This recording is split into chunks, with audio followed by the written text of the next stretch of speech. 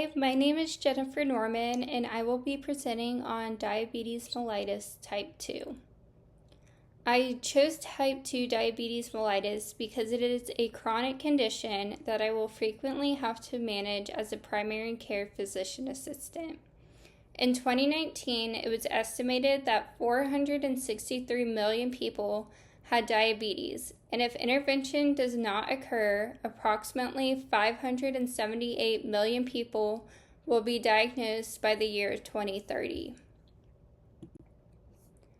Type 2 diabetes mellitus, a subtype of diabetes mellitus, is a form of metabolic disease characterized by hyperglycemia as a result of insulin resistance in insulin-sensitive tissues and destruction of pancreatic beta cells.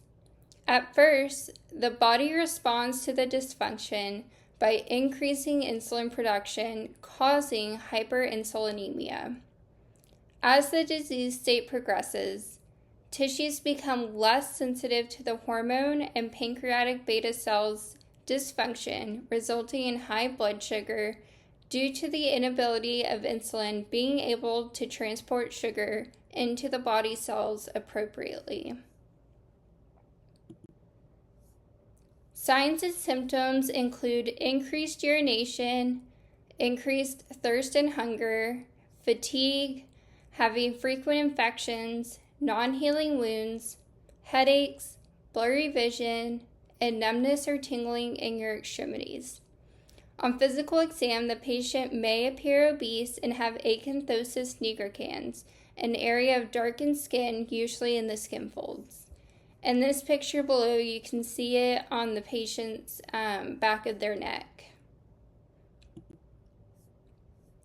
Labs used for screening and diagnosis include glycolated hemoglobin A1C, fasting glucose levels, and the oral glucose tolerance test. If a hyperglycemic crisis occurs, a glucose point-of-care test and arterial blood gas can be obtained. There are no special tests or imaging required for the diagnosis of type 2 diabetes. The American Diabetes Association diagnoses diabetes based on a set of criteria.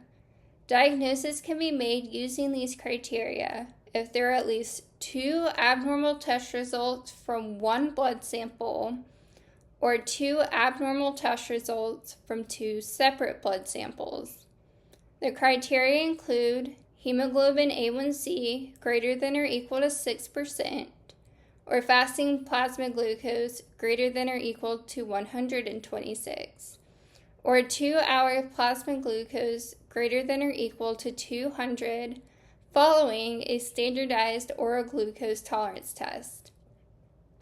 Diagnosis can also be made if there are symptoms of polydipsia, polyuria, polyphagia, or sudden vision changes with a random plasma glucose greater than or equal to 200.